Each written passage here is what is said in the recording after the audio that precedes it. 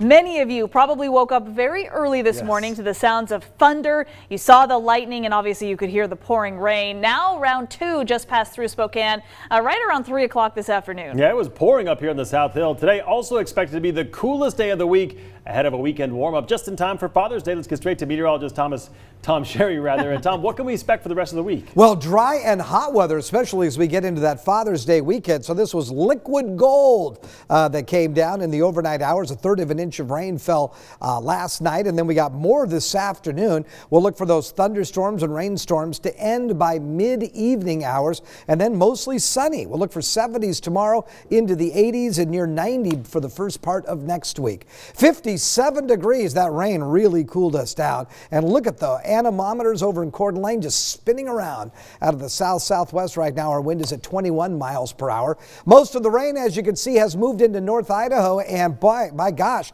it is really raining hard over there. You can see the areas of yellow and red indicating where we're seeing that heavy rain. So now it is moving up along I-90. I suspect as you get out of Coeur d'Alene and begin to head towards the Silver Valley, you're going to run into sheets and sheets of rain. So please be careful there. Here's a look at your day planner forecast. We'll look for the skies to actually clear out and become clear tonight with an overnight low of 46, so it gets chilly. And then tomorrow, mostly sunny. We'll look for daytime highs in the low 70s before we see temperatures once again climbing up into the 80s. And as I said before, maybe even 90s by first part of next week. Now let's send things outside to Thomas Patrick, who's been tracking these thunderstorms over in North Idaho. So Thomas, how's it looking out there?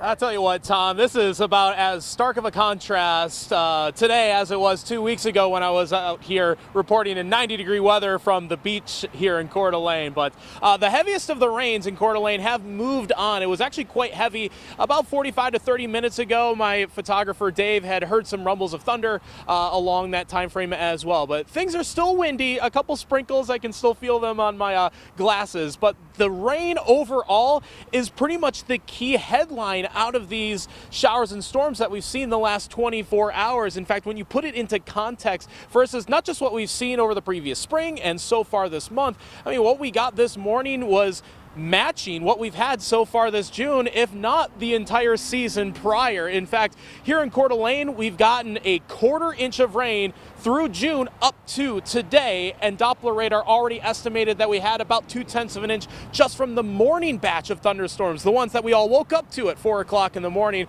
Well, we just had more along the way, and we'll be looking at those reports later on tonight and certainly by tomorrow. And in Spokane, an even starker contrast, only 0.07 of an inch of rain fell through the month up to this morning, and we've already picked up 0.3 just through the morning hours alone, plus what we've had the last couple hours here. Now, we've been tracking the thunderstorm, the lightning, the rain, the wind, even some small hail at time, and so long as the lightning doesn't spark any wildfires, everything that's happened the last 24 hours is going to be widely beneficial, especially through the drought-stricken areas that we're living in right now in the inland northwest. Severe drought conditions having developed the last couple weeks, so every drop of rain certainly counts. Hopefully this will put a dent into maybe pushing some of those drought conditions back, again, so long as we don't start any wildfires with the lightning that we have had the past 24 hours. Reporting live in Coeur d'Alene, meteorologist Thomas Patrick. Back to you in the studio.